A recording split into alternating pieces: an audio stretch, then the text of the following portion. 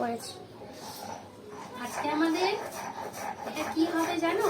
এটা হবে কালো জিরে ভর্তা।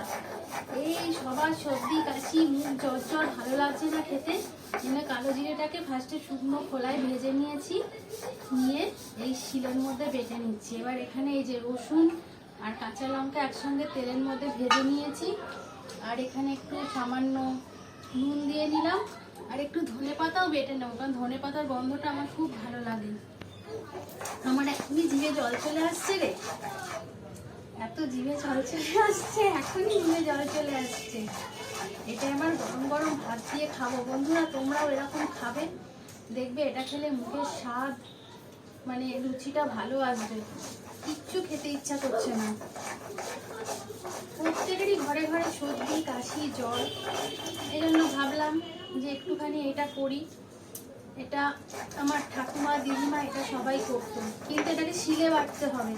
শিলে না বাটলে কিন্তু এর কোনো উপকার নেই। মিক্সিতে কিন্তু এটার উপকার ততটা হয় না যতটা শিলে, আর টেস্টটাও শিলে ভালো হয়। গরম গরম ভাতের সঙ্গে খাবে, দেখবে আর কিছুই লাগবে না।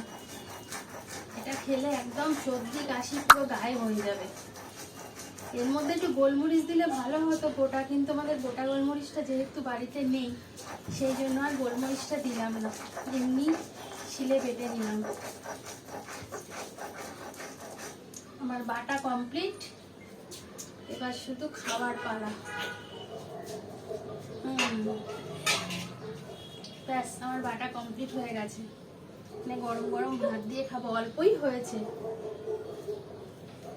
বাবা খাবে কিনা জানি না, আমি আর মা তো খাবো, আমার ছেলে খায় না। ঠিক আছে, এখন টাটা। তোমরাও আমাদের মতন এরকম একবার করে খেয়েও দেখবে, খুব ভালো লাগে। এখন টাটা।